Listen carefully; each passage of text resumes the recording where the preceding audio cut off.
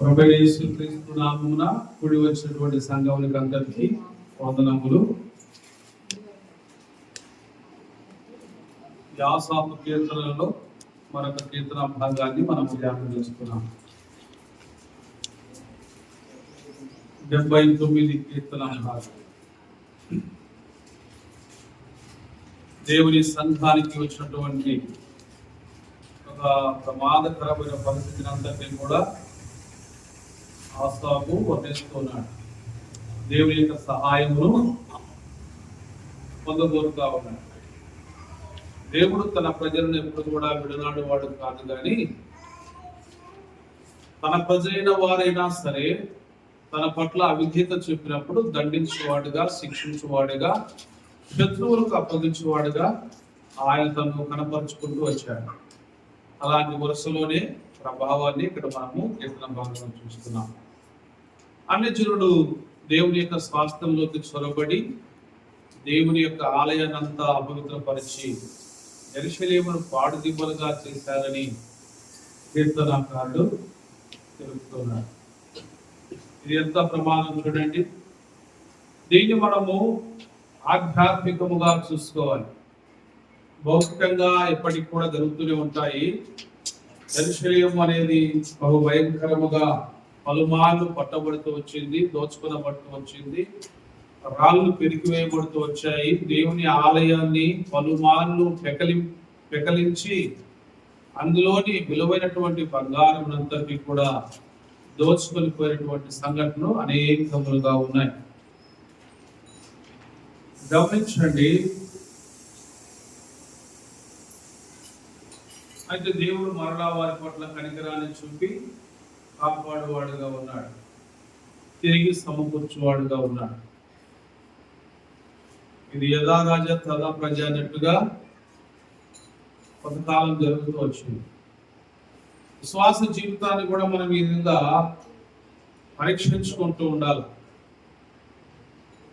దేవుని స్వాస్థ్యం ఆధ్యాత్మికముగా ఇప్పుడు సంఘమై ఉన్నది. ఇంకా లోతులకు మనం వెళ్తే ఈ దేహము దేవుని యొక్క స్వాస్థ్యం, దేవుని వలన అనుగ్రహింపబడినటువంటిది. ఈ దేహము దేవుని వలన అనుగ్రహింపబడి ఉన్నది. ఎందుకు? దేవాలయముగా దేవుడు దాన్ని అంగీకరించున్నాడు. మీ దేహము దేవునికి ఆలయము. ఇక్కడ ఆలయాన్ని కూడా అన్యులు అపవిత్రపరిచి ఉన్నారు అని చెప్తున్నాడు కదా. ఆలయాన్ని అపవిత్రపరిచి ఉన్నారు. అన్యము అంటే దేవుని ఎరుగని వారు, జీవం గల దేవుని తెలుసుకొనలేని వారు, అంగీకరించని వారు. అన్యుల యొక్క ప్రస్తావన ఎలా ఉంటుందంటే ఇష్టమైనటువంటి వాటికి సాగిలపడి నమస్కరించుట, దేవునికి ఇష్టం లేని వాటన్నిటినీ ఆచరించుట, అనుసరించుట, కొనియాడుట, వాటితో కలిసి జీవితాన్ని కలిగి ఉండుట. ఇది దేవుడికి ఇష్టం లేదంటే అదే అన్యుల జీవితంలో బాగా ఉంటుంది.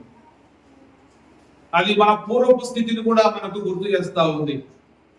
మునుపు మనము కూడా అవిధేయులమును, దేవుని ఎరగని వారమును, దేవుడు లేని వారమునై ఉన్నాము అని పౌలు భక్తుడు ఎఫెసీ పత్రికలో చెబుతాడు. పలు పత్రికల్లో ఆయన గుర్తు చేస్తూ వస్తాడు. అంటే దేవుని ఎరగని తనం అనేది వారికే కాదు, దేవుని ఎరిగిన వారిని కూడా నష్టపరిచేంత మనం చూస్తా ఉన్నాం. పూర్వకాలము ఇశ్రాయేలీయుల పట్ల అన్యులు వారి యొక్క స్వాస్థ్యంలోకి చొరబడి దేవుని స్వాస్థ్యమైనటువంటి పరిశుద్ధాలయాన్ని పాడు చేసి వారి జీవితాల్లో కొల్లపెట్టి దేవుని మందిరాన్ని కూడా పాడు చేసి దాంట్లో ఉన్నటువంటి ఆభరణములను ఎత్తుకొని పోయి, ఉపకరణములను ఎత్తుకొని పోయి వాళ్ళు హేయమైనవి చేస్తూ వచ్చారు. ఈరోజు ఆత్మీయంగా మనం కూడా చూసుకోవాలి. దేవుని ఆలయమైనటువంటి మన దేహాన్ని అన్యమైనవి ఏవైనా మన జీవితంలో ప్రవేశించి మన ఆత్మీయ స్థితిని పాడు చేసేదిగా ఉన్నాయా? మనల్ని చెడుదోవ పట్టించేటట్లుగా ఏమైనా ఉన్నాయా? దేవుని స్వాస్థ్యంలోకి అన్యుల ప్రవేశము, అన్యుల ఆలోచనలు, అన్యుల నడిపింపు ఇవన్నీ ప్రమాదకరమే. అన్యుడే, దేవుని బిడ్డ దేవుని బిడ్డ. వెలుగు వెలుగే, చీకటి చీకటి. చీకటికి వెలుగు పొత్తు అనేది దేవుడు కుదరదు అని చెప్పాడు. కానీ ఎన్నో గట్ట పొత్తు కుదిరించుకొని పోదామని మనం ప్రయత్నం చేస్తూ ఉంటాం కొన్నిసార్లు. అది ఒక వైపున ఇది ఒక వైపున మనము కాడిమాల్లాగా పెట్టుకొని బ్యాలెన్స్ చేసుకుంటా వెళ్ళాలని ప్రయత్నం చేస్తూ ఉంటాం. అది చాలా ప్రమాదం. అది సంకల్పానికి విరుద్ధం, దేవుని యొక్క ఉన్నతమైన ఆలోచనలకు విరుద్ధం అన్నమాట. దేవుడు మనల్ని ఫ్రెష్ గా, నూతనముగా శుద్ధి చేసి నిర్మలమైనటువంటి జీవితాన్ని ఇచ్చి తన కొరకు మనల్ని ప్రతిష్ఠించి తన స్వాస్థ్యముగా మనల్ని చూసుకొని మనల్ని కంటికి రెప్పలా కాచి కాపాడుకుంటా ఉన్నాడు.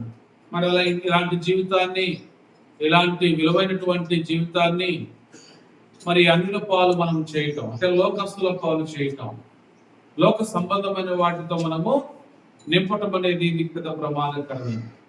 అందుకు ఈ హృదయానికి, ఈ దేహానికి ఏది కూడా కలుషితాన్ని అందించుకోకుండా దేవుని యొక్క స్వాస్థ్యమును కాపాడవలసినటువంటి బాధ్యత మన పైన ఉంది అని దేవుని యొక్క వాక్యం సెలవిస్తుంది. ఇక్కడ మనం గమనిస్తే 9వ వచనం భాగాన్ని బట్టి మనం కొంచెం కృతజ్ఞతా భావంతో ఉండటానికి దేవుని కార్యాలను తలపోసుకున్నాం.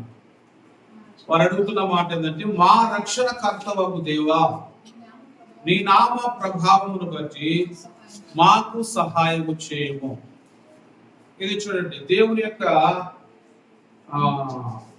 సన్నిధిలో నుంచి మనము మేలు పొందటానికి మనము అడగవలసిన విధానం ఇది. ఇక్కడ పూర్తిగా దేవుని మీదనే మనసంత పెట్టి దేవుని యొక్క సహాయాన్ని పొందటం. మనం చేసింది ఏమీ లేదు. మనము మన వైపు నుంచి సపోర్టుగా ఇది మేము ఇది చేశాము, దీన్ని బట్టి మాకు ఇవ్వమని అనడానికి ఏమీ లేదు.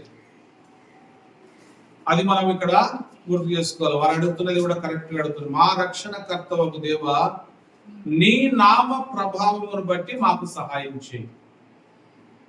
నీ నామ ప్రభావాన్ని బట్టి మాకు సహాయం చేయి. సహాయం చేయటానికి మేము ఇంతమంది ఉన్నాము, మా బలం ఇంత ఉంది, లేకపోతే మా ఓట్లు ఎన్ని ఉన్నాయి కాబట్టి సహాయం చేయమని రాజకీయ నాయకులు అడిగినట్టుగా అడిగేదానికి దేవుని దగ్గర లేదు. ఆయన నామ ప్రభావాన్ని బట్టి, ఆ నామము గొప్పది, ఆ ప్రభావం గొప్పది కాబట్టి దాన్ని బట్టే అందులో వాత్సల్యం ఉంది, కనికరం ఉంది, మన పైన అనుకు అధికమైనటువంటి కరుణ ఉంది కాబట్టి దాన్ని బట్టి చేయయా అని అడుగుతున్నాడు. ఇంకా మనం చూస్తే, నీ నామమును బట్టి మా పాపములను పరిహరించి మమ్మును రక్షింపుము అంటున్నాడు. దేన్ని బట్టి? నీ నామమును బట్టి మా పాపములు పరిహరించు, మమ్మును రక్షించు అంటాడు. ఒకసారి మనం యెషయా గ్రంథంలోని కొన్ని ఆత్మీయ సత్యాలు తెలుసుకుందాం. యెషయా గ్రంథం 43వ అధ్యాయం. దేవుని నామమును బట్టే ఆయనే దీనికి అంతటికి పూనుకునేవాడు, ఆయనే మనకు రక్షించువాడు, ఆయనే మనకు మహిమనిచ్చువాడు. దాన్ని బట్టి మనము ఆయన మీదనే మనము డిపెండ్ కావడం మంచిది. చూడండి, 43 యెషయా గ్రంథం 24-25 వచనాలు మనం చదువుకుందాం. నా నిమిత్తము సువాసన గల లవంగపు చెక్కను నువ్వు రూకలిచ్చి కొనలేదు, నీ బలి పశువుల క్రొవ్వు చేత నన్ను తృప్తిపరచలేదు, సరే కదా. నీ పాపముల చేత నీవు నన్ను విసిగించితివి. ఇది మన సైడ్ నుంచి దేవుడు పసిగట్టింది. మనం ఏదో చేసినామని కొన్నిసార్లు కొంతమంది అనుకుంటా ఉంటారు, అది కాదు. పాపముల చేత దేవుని మనము విసిగించాం, దేవుడికి విసుకొచ్చేంత పాపం చేశాం. ఎవరైనా జోరీగా మాట్లాడుతూ ఉంటే అవతలకి ఏమొస్తుంది, కొద్దిసేపు మాట్లాడిన తర్వాత విసుగు వస్తుంది కదా. మాటలకే విసుగు వస్తుంది మనకు, చేష్టలకు విసుగు వస్తుంది మనకు, చేసిన పని మాటికి చేస్తూ ఉంటే విసుగు వస్తుంది మనకు. ఒకవేళ బండలు దుడిచేది పని అనుకోండి, అక్కడే ఒకటి మీద అటు సైడ్ ఇటు సైడ్ దొరుకుతుంది అనుకోండి, ఎట్లుంటది? చూసిన బొమ్మ పక్కవా. మనకు విసుగు అనేది చిన్నదానికి కూడా వస్తుంది. దేవునికి చూడండి దేని వల్ల వచ్చిందంటే మన పాపం వల్ల దేవునికి ఎంతంట విసుగు పుట్టిందంటే ఆయన దీర్ఘశాంతుడు. ఆయనకు విసుగు రావడం అది అర్థం, ఆయన దీర్ఘశాంతం గలవాడు. ఆ దీర్ఘశాంతం గలవాడికే విసుకొచ్చినంత పాపం అంటే ఎంత చేసింటాం మనం అనేది ఇక్కడ ప్రస్తావన అన్నమాట. తర్వాత ఆయన అంటున్నాడు, నీ దోషముల చేత నన్ను ఆయాస పెట్టితివి. బాగా మనసంతా ఆయాసం, ఎలా వీళ్ళని కాపాడుకునేది అని చెప్పి దేవుడు ఈ పాపాన్ని అంతా భరించలేక సహించలేక దేవుని యొక్క కనుదృష్టి దుష్టత్వాన్ని చూడలేనంత నిష్కల్మసమైనదంటే ఆయన కనుదృష్టి. ఆయన అలా చూస్తూ ఉండలేడట, దుష్టత్వాన్ని పాపాన్ని చూస్తూ ఉండలేడట. అలాంటి ఆయన ఎక్కువగా మనం అధికంగా బాధ పెట్టామంటే మరి దీనికి పరిష్కారం ఏంది? ఆయన నామాన్ని బట్టే ఆయన మనకు సహాయం చేయాలా, ఆయన నామాన్ని బట్టే, ఆయన పరిశుద్ధతను బట్టే, ఆయన మహిమ బట్టి సహాయం చేయాలి. మనలో మంచి లేదు కాబట్టి మనం అడిగేదానికి హక్కు కూడా లేదు. ఇది మనం గుర్తించుకోవాల్సింది. అప్పటికి కానీ ఇప్పటికి కానీ యేసు నమ్మిన తర్వాత కూడా మనము అన్ని మంచి పనులే చేయడంలా, నమ్మిన దగ్గర నుంచి కూడా అనేక రకాలైనటువంటి బలహీనతలకు మనము లోనైతూనే ఉన్నాం. అయితే దేవుడు ఏం చేస్తున్నాడంటే తన కరుణతో మనల్ని క్షమించుకుంటా, బలపరుచుకుంటా, ఒక్కొక్క విషయాన్ని మనకు అవగాహన తెస్తా, వాటిలో విజయాన్ని మనకి ఇస్తా, నేనున్నాను మీకు తోడు, ఏం పర్లేదు అని ధైర్యం ఇచ్చి ప్రోత్సహించి కాపాడుతున్నాడు అన్నమాట. కాబట్టి 25వ వచన భాగంలో ఆయన చెప్పినటువంటి ఒక ప్రాముఖ్యమైన మాట మనం గుర్తించుదాం. ఇక్కడ చూడండి, నేనే, ఇది నా సొంత డెసిషన్, సొంత నిర్ణయం, నా అంతటా నేనే ఈ నిర్ణయాన్ని తీసుకున్నాను. ఏమని? నన్ను కాపాడేదాని కొరకు నేనే నా చిత్తానుసారముగా నీ అతిక్రమములను తుడిచివేయుచున్నాను. నువ్వేదో చేసావనో, నువ్వేదో ఇచ్చావనో, నువ్వేదో సమర్పిస్తావనో, నువ్వేదో అదనో ఏదోనో కాదు. నేనే నా చిత్తానుసారముగా నాకు ఇష్టమైనట్లుగా మీ అతిక్రమములను తుడిచివేస్తున్నాను. ఎంత మంచి మాట ఇది! ఇశ్రాయేలు ప్రజలకు ఇది చల్లటి తీపి కబురు లాంటిది. ఇది కూడా మనకు కూడా చల్లటి తీపి కబురే. ఎందుకంటే మనం ఏమి ఇవ్వకపోయినా ఆయనే మన పాపములను క్షమించడానికి నిర్ణయం తీసుకున్నాడు, మంచి నిర్ణయం తీసుకున్నాడు. ఆయన మనల్ని కాపాడుటకు సంకల్పించాడు, మనల్ని పోషించుటకు మనస్సు కలిగి ఉన్నాడు. దాన్ని ఎలా చేయాలో ఆయనే ప్రిపేర్ అవుతున్నాడు. మనమేమో పాపంలోనే ఉన్నాం. ఇంకా బ్రహ్మపత్రికలో చెప్తుంది కదా, మనం ఇంకను పాపములపై ఉండగానే క్రీస్తు మన కొరకు చనిపోయాను. మనం ఇంకా పాపంలో ఉండగానే క్రీస్తు మన కొరకు చనిపోయాడు. అంటే ఇది దేవుని యొక్క సంకల్పం. దేవుడే ఆలోచించాడు వీళ్ళని ఎలా కాపాడుకోవాలి. కావున నేనే నా చిత్తానుసారముగా నీ అతిక్రమములను తుడిచివేయుచున్నాను, నేను నీ పాపములను జ్ఞాపకము చేసుకొనను. ఈ మాట అది చాలా అద్భుతమైనటువంటి మాట. దేవుడు మన పాపములను జ్ఞాపకము చేసుకొనని తన నోటి నుండి ఎప్పుడు చెప్పాడో అప్పుడు మనం ఊపిరి తీసుకున్నాం. ఎఫెసీయులకు రాసిన పత్రిక తీయండి సార్. ఎఫెసీయులకు రాసిన పత్రిక. ఇదంతయు యేసుక్రీస్తులో ఆయన జరిగించాలని సిద్ధపడి చేసినటువంటి గొప్ప కార్యమైనది. ఎఫెసీయులకు పౌలు భక్తుడు రాస్తున్నాడు. మొదటి అధ్యాయ భాగం.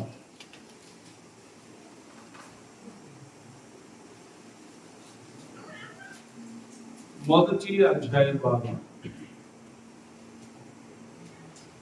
4, 6 కలిపి ఉన్నాయి, చదువుదాం. చూడండి ఎలా చేశాడు. నేనే నా చిత్తానుసారం అని చెప్పాడు కదా, అది ఇక్కడ రాయబడి ఉంది. ఎట్లనగా తన ప్రియుని యందు, అనగా ప్రియుడు అనగా ప్రభువైన యేసుక్రీస్తు వారు, తన కుమారుడు, ఈయన నా ప్రియ కుమారుడు, ఆయనను ప్రేమగా ప్రేమిస్తున్నాడు, ప్రేమగా ఎంచుచున్నాడు. ప్రియ కుమారుడు తన ప్రియుని యందు తాను ఉచితముగా. చూడండి ఇక్కడ కూడా ఏమి, నా నిమిత్తము నీవు లవంగపు చెక్కను రూకలిచ్చి కొనలేదు, ఏది కొనలేదు. ఏది దేవునికి నువ్వు ఇస్తే దేవుడు నీకు ఇది ఇచ్చాడని కాదు, నువ్వు ఏమి ఇవ్వలేదు. నువ్వు పాపం చేసి దేవునికి అలసిపోయేంతగా, దేవుడు విసిగిపోయేంతగా పాపం చేశాము. అయితే దేవుడే మన కోసము ఆలోచించి ప్రణాళికను రచించి సంకల్పించి ఆ పాపం నుంచి మనల్ని విడుదల చేయడానికి పాపాన్ని నేను క్షమిస్తున్నాను, ఆ పాపాలను జ్ఞాపకం చేసుకున్నాను, అలాంటి రోజుని నేను మీకు తీసుకొస్తానని ఆయన చెప్పినట్టుగానే జరుగుతూ వచ్చిందన్నమాట. తన ప్రియుని యందు తాను ఉచితముగా మనకు అనుగ్రహించిన తన కృపా మహిమకు. ఇప్పుడు మనము చదువుకునే 79వ కీర్తనలో మొదటిగా మనం చదివిన మాట ఏంటి? అది కాదు, మొదటి మాట కాదు, 12వ వచనమా, నీ నామమును బట్టి నీ మహిమ ప్రభావమును బట్టి అని మాట్లాడారు. మా రక్షణ కర్తవైన దేవా, నీ నామ ప్రభావమును బట్టి మాకు సహాయం చేయము అని వాళ్ళు అడిగారు. ఇక్కడ ఏమంటున్నాడు? తన కృపా మహిమకు. నామ ప్రభావం అన్నాడు అక్కడ, ఇక్కడ కృప మహిమకు, మనకు అనుగ్రహించిన తన కృపా మహిమకు కీర్తి కలుగునట్లుగా ఆయన నామమును, ఆయన ప్రభావము అదంతా కూడా మనకి ఇవ్వడానికి, ఆ మహిమను మనకి ఇవ్వడానికి, ఆ మహిమ మన మీదకి ఇవ్వడం ద్వారా దానికి కీర్తి కలగాలని అనుకున్నాడట. కీర్తి కలుగునట్లుగా తన చిత్త ప్రకారమైన దయా సంకల్పము చొప్పున నీవే అన్నాడు కదా అక్కడ, నీవే చేయ అన్నాడు. అదే దయా సంకల్పం చొప్పున యేసుక్రీస్తు ద్వారా తనకు కుమారునిగా స్వీకరించుటకై మనలను ముందుగా తన కోసము నిర్ణయించుకొని మనము తన ఎదుట పరిశుద్ధులమును నిర్దోషులమునై ఉండవలనని. చూడండి, జగత్తు పునాది వేయబడక మునిపే ప్రేమ చేత ఆయన మనల్ని క్రీస్తులో ఏర్పరచుకున్నాడు. దేవుని ప్రేమ కనపడతా ఉంది. దేవుని ప్రేమ చేత మనల్ని ఏర్పరచుకున్నాడంట. ఎప్పుడు ఏర్పరచుకున్నాడంట? జగత్తు పునాది వేయబడక మునిపే మనల్ని తీసి పక్కన పెట్టుకున్నాడంట. ఏర్పరచుకోవడం అంటే అంతే కదా, తీసి పక్కన పెట్టుకున్నట్లే. వీళ్ళను నేను ఈ విధంగా వీళ్ళకు పాపక్షమాపణనిచ్చి వీళ్ళకు పరిశుద్ధతనిచ్చి నా ఎదుట వీళ్ళు నిర్దోషులుగాను పరిశుద్ధులుగాను ఉండడానికి వీళ్ళు నాకు కావాలని చెప్పి ఆ దినములని జగత్తుకు పునాది వేయబడక ముందే, అంటే భూమిని ఎన్నో రోజులు కలిగించినాడు, లోకాన్ని ఎప్పుడు కలిగించినాడు కదా. ఆరిన నీళ్ళన్నీ కూడా, ఆకాశం కింద ఉన్న జలములన్నీ ఒక చోటికే వచ్చి ఆరిన నేల కనబడునుగా అని చెప్పినాడు. ఆరిన నేలకు ఆయన భూమి అని పేరు పెట్టాడు. ఆరిన వాటికి సముద్ర జలములని పేరు పెట్టానని రాయబడుతుంది. అస్తమయమును ఉదయమును కలగగా 4వ దినం ఆయన భూమి కలిగించింది 4వ దినం కదా. ఆ ఈ విధంగా మనం చూస్తూ పోతే జగత్తు పునాది వేయబడక మునిపే జలముల మీద ఆత్మ అల్లాడుచూ ఉండదని రాయబడిన ఒక మాట ఉంది కదా 2వ వచనంలో. దానికి మునిపే, ఏది కలగజేయక మునిపే, ఏది రూపించక మునిపే, ఆకాశములను కలిగించక మునిపే, భూమిని కలిగించక మునిపే, నక్షత్రములను కలిగించక మునిపే, పశు పక్షాదులను కలిగించక మునిపే, అడవి మృగములను భూ జంతువులను కలిగించక మునిపే, ఆకాశ పక్షులను కలిగించక మునిపే, సముద్ర వస్తువులను కలిగించక మునిపే, వీటన్నిటిని సృష్టించక మునిపే, పునాది అనేది లేనప్పుడు ఆయన మనం కావాలని తన సంకల్పంలో ఆయన చూడగలుగుతాడు. దేవుడు భూత వర్తమాన భవిష్యత్ కాలాలను ఆయన చూడగలుగుతాడు. ఆయన తెలుసు, అంతా ఆయన ప్లానే కాబట్టి అంత గొప్ప జీవితం మనకి ఇవ్వాలని దేవుడు తలంచుకున్నాడు. ఇది తన కుమారుల్లో మనకి ఇవ్వాలనుకున్నాడు. అందుకే ఆ కుమారుని ద్వారా మనకు విమోచన కలిగింది. ఇప్పుడు యేసును నమ్మిన వాడు ధన్యుడని ఎందుకంటే అందుకే మనకు తన కోసం నిర్ణయించుకున్నాడు, తన ఎదుట పరిశుద్ధులముగా ఉండాలా అని, ఇంకా నిర్దోషులముగా ఉండాలా అని. ఈ రెండు పరలోకానికి దేవుని సన్నిధిలో మనం కూర్చుండడానికి మనకు ఇచ్చే గౌరవం చూడండి ఎలా ఉంది. ఆ సింహాసనం దగ్గరికి, ధవళ సింహాసనం దగ్గరికి మనం పోవాలంటే అక్కడ ప్రవేశించడానికి పరిశుద్ధత అనేది చాలా అవసరం. నిర్దోషత్వం అనేది చాలా అవసరం. మనలో దోషం లేకుండా కూడా మన దోషం అంతా ఆయన భరించుకొని పోయినాడని కూడా వాక్యం చెబుతుంది. ఇదంతా యేసుక్రీస్తు ద్వారా దేవుడు సంకల్పించాడు. మనల్ని కాపాడుకోవడానికి ఆయన చేసిన. అందుకే నేనే నా చిత్తానుసారంగా మీ అతిక్రమములను తుడిచివేస్తున్నాను, మీ పాపములకి ఎన్నటిని జ్ఞాపకం చేసుకోను అని చెప్పి వచ్చాను. కాబట్టి అన్యజనులు దేవుని యొక్క స్వాస్థాన్ని పాడు చేయడానికి కోరుకున్నప్పుడు దేవుడు సహాయం వాళ్ళు ఎట్లా కోరుకుంటూ వచ్చినారో, ఇంకా ఎంతకాలము నీ ఉగ్రత మా మీద ఉండనిస్తావయ్యా, దయచేసి మమ్మల్ని కరుణించి జ్ఞాపకం చేసుకోవాలి. మనం 79 కీర్తనలో చివరి మాట మా ఏముంది, మాట చదువుకొని ముగించుకుందాం. దేన్ని బట్టి మనము దేవుడు మనకు చేసిన కార్యాన్ని బట్టి సదాకాలము. ఈ విషయం మనకు అర్థమైంది. ఏమని? అయా యేసు క్రీస్తు ప్రభులో నా జీవితాన్ని పరిశుద్ధపరచడానికి, నిర్దోషిగా నన్ను తీర్చడానికి దేవుడు జగత్తు పునాది వేయబడక మునిపే సంకల్పించాడు. దాని ప్రకారంగా నన్ను నా కుటుంబాన్ని కాపాడుతూ వచ్చినాడు. ఆయన రెక్కల కింద నన్ను నా కుటుంబాన్ని చేర్చుకున్నాడు. రక్షణతో, ఆయన మహిమతో, ఆయన ప్రభావంతో నన్ను ఆవరించున్నాడు. దేవుడు నాకు రక్షణ ఇచ్చినాడు, ఆయన మహిమనిచ్చినాడు, ఆయన ప్రభావం ఇచ్చినాడు. మరి ఇది చేసిన దేవునికి ఏం చేయాలి? సదాకాలము కృతజ్ఞతాస్తుతులు చెల్లిస్తాను. ఇది ఒక్కరోజు చెల్లిస్తే అయిపోయేది కాదు. ఒక ఆమె కొంతకాలం కిందట ఒక యవనస్తురాలు ఆరాధనకు వచ్చేది. ఆరాధన చేయమంటే సిగ్గుపడేది అన్నమాట. ఒకసారి చేస్తే సరిపోదా, నెలంతా చేయాలన్నా, వారం చేయాలన్నా అని ప్రశ్నించింది. దేవుడు ఒకసారి మేలు చేస్తే నువ్వు ఒకసారి చేయి. మనుషులకు ఒకసారి చెప్తే కనపడినప్పుడల్లా మనం సెల్యూట్ చేస్తామా లేదా? ఒక ఏదైనా మనకి హెల్ప్ చేశారని కనపడినప్పుడల్లా వాళ్ళకు నమస్కారం చేస్తాం. మరి దేవునికి కృతజ్ఞత చెల్లించడానికి, వారం కృతజ్ఞత చెల్లించడానికి కూడా విసుగుపడే భక్తులు. కృతజ్ఞత అనేది దేవుడు మనకు చేసిన దాన్ని బట్టి దేవానికి స్తోత్రం అని చెప్పడం. దానికి కూడా మనం ఆయాసపడితే, మరి పాపాన్ని బట్టి దేవుడు ఎంత విసుగు చెందాడు, మరి మనల్ని పరిమళింపజేశాడు, రక్షించాడు, స్వస్థపరిచాడు. ఇది ఎందుకు చేయాలంటే వచ్చే తరాన్ని కూడా మనం ప్రిపేర్ చేయాలి. కాబట్టి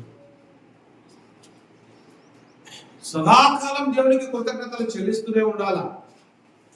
వారమంతా కాచినందుకు, కాపాడినందుకు, పనిలో తోడుగా ఉన్నందుకు, నడకలో పడకలో అన్నింటిలో తోడుగా ఉన్నందుకు.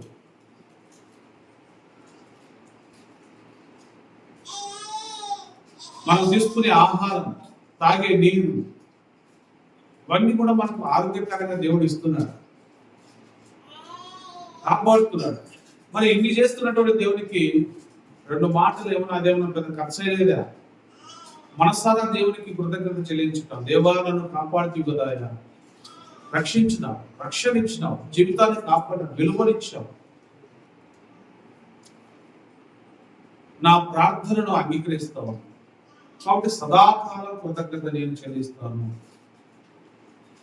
ఇది మన ధర్మం. కృతజ్ఞత చెల్లించడం అనేది దేవుని వాక్యం ఉంటుంది. కృతజ్ఞత లేకపోతే మనం నష్టం. కృతజ్ఞత గలవారమై మనం ఉండాలని వాక్యం సెలవిస్తాం.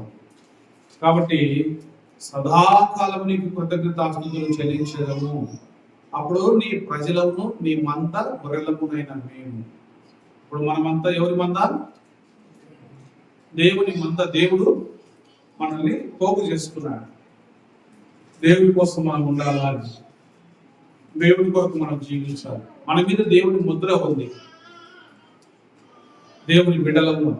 కాబట్టి తరతరముల వరకు దేవుని కీర్తిని మనం ప్రచురిస్తూనే ఉండాలంట. తరతరానికి అంటే ఈ తరంలో మనం చేస్తే వచ్చే తరం పిల్లలు నేర్చుకుంటారు, వాళ్ళు నేర్చుకుంటారు అన్నమాట. ఎందుకు చెల్లించాలంట స్తుతి, కృతజ్ఞత? తరతరాలకు ఇది గుర్తుండిపోవాలి, మనం చేసినట్టుగానే వాళ్ళకు. ఈ విధంగా మనము ఆత్మీయ జీవితాన్ని దేవుని యొక్క వాక్యం చేత బలపరుచుకుంటూ మరింత కృతజ్ఞులమై, దేవుడి స్వాస్థమైనటువంటి మన దేహము, మన ఆత్మ, ఇవన్నీ దేవుడి వల్లే మనం పొందుతున్నాం. కాబట్టి వాక్యం అనేది కదా, మీరు మీ సొత్తు కారు, మీరు మీ సొత్తు కారు, విలువ పెట్టి కొనబడిన వారు. పూర్తి టోటల్ గా మనకు విలువ పెట్టాడంటే దేనికి విలువ పెట్టాడు? టోటల్ గా మనిషికంతా విలువ పెట్టాడా, లేకపోతే కాళ్ళు చేతులకు మాత్రమే తలకాయ కుదారికి పెట్టాడు విలువ? టోటల్ గా మనల్ని విడిపించడానికి, మనలోని పాపమునంతా తీసివేసేదానికి ఆయన తన విలువైన రక్తం చిందించాడు. కాబట్టి విలువ పెట్టి కొనబడిన వారు. ఇప్పుడు మనం కొనబడిన వారు. కొనేంత వరకు ఆపి పనులు కొట్టువాని చేతిలో ఉంటాయి, కొన్న తర్వాత మన సంచిలోకి వస్తాయి. కొనక ముందు అక్కడ ఉంటాయి, కొన్న తర్వాత మన బ్యాగులకు వస్తాయి. ఇప్పుడు అధికారం పూర్తిగా మార్చబడింది, యజమాని మారి ఉన్నాడు. మనం కొనబడిన వారం అంటే పాపంలో నుంచి మనల్ని ఆయన వెలికి తీసినాడు. మనల్ని ఆయన కొన్నాడు యేసుప్రభు వారు. తన విలువైన రక్తం చేత క్రయం చెల్లించి, రక్తం చెల్లించి మనల్ని కొన్నాడు. ఇప్పుడు అధికారం ఎవరికి? ప్రాణం పెట్టిన వానికే మన మీద అధికారం. ఇంకేం అధికారం మీద మాట్లాడుతున్నామని మనం అంటాం చూడండి. ఎప్పుడన్నా ఎవరైనా స్వప్నంలో వచ్చి చెప్తుంటే నీకేం అధికారం ఉంది బయట మాట్లాడి, నీకే. యేసు ప్రభు కూడా అది, యేసు ప్రభు మన మీద అధికారి ఉన్నాడు, అధిపతి ఉన్నాడు.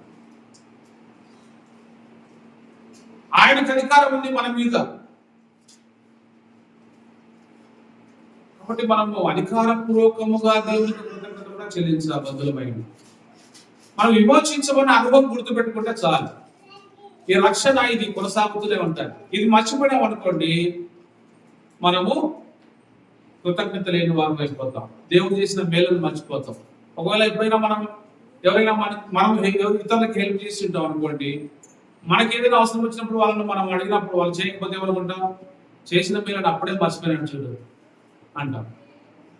ఆ రోజు అంత ఇబ్బందులు ఉంటే, సహాయం కావాలని వస్తే సహాయం చేస్తుంది, మాట కూర్చోబడుతుంది, అప్పుడే మర్చిపోయినట్టు చూడు అంటాం. యేసు ప్రభు కూడా అది ప్రశ్నించే అవకాశం ఉంది. కృతజ్ఞత చెల్లించకపోతే మనం ఆయన మర్చిపోయినట్లే. ఆయన ప్రశ్నిస్తాడు, అప్పుడే మీరు నన్ను మర్చిపోయారు. కాబట్టి మనం మర్చిపోకుండా ఉండడం కోసమే ఈ కృతజ్ఞతా భావంతో మన మనసులో నింపుకొని కృతజ్ఞత దేవునికి చెల్లించబద్దులమై ఉన్నాం. మోకరించుదాం.